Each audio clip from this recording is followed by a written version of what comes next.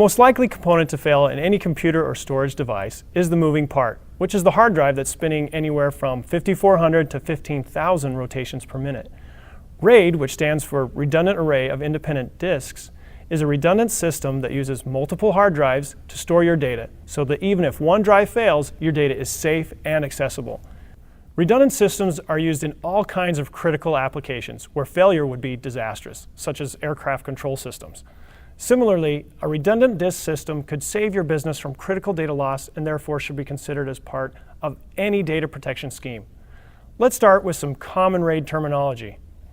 First, mirroring. This is where multiple disks contain identical data. Second, striping. This is where sequential blocks of data are split among multiple disks. Finally, fault tolerance. This is where parity data is stored, allowing data to be recovered if a problem is detected. Now let's review the different types of RAID and understand the benefits of each type. First, RAID 0. Data is simply written to multiple disks as if they were one using striping. This is done to improve performance by transferring data simultaneously to multiple disks. If one of the drive fails, all data is lost. The usable capacity of this is roughly the same as the physical capacity of the drives. Now be careful, this offers no additional protection. It's all about the speed. So RAID 0 is not recommended for data protection. Next, let's look at RAID 1. This utilizes mirroring, so the same data is written to two drives. If one drive fails, your data exists and is readily accessible on the other drive.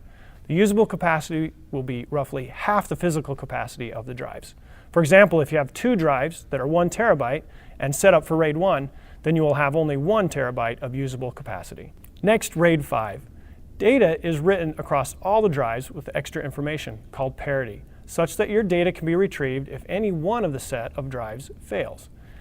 A RAID 5 storage device requires a minimum of 3 drives.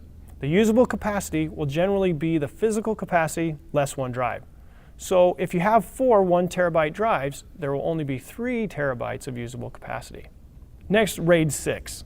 Just like RAID 5, data is written across all the drives along with the parity information, but has double the parity, such that your data can be retrieved if 2 drives fail. A RAID 6 storage device requires a minimum of 4 drives. The usable capacity will generally be the physical capacity less 2 drives. Lastly, let's look at RAID 10. It's a combination of RAID 1 and RAID 0. In this case, data is mirrored and then striped across all the drives. The usable capacity is roughly half the physical capacity of the drives. The iOmega Store Center family of network storage solutions blends award-winning EMC storage and security technologies with easy-to-use configuration and management tools, purpose-built for small businesses and remote offices. Learn more about network storage solutions at www.iomega.com/NAS.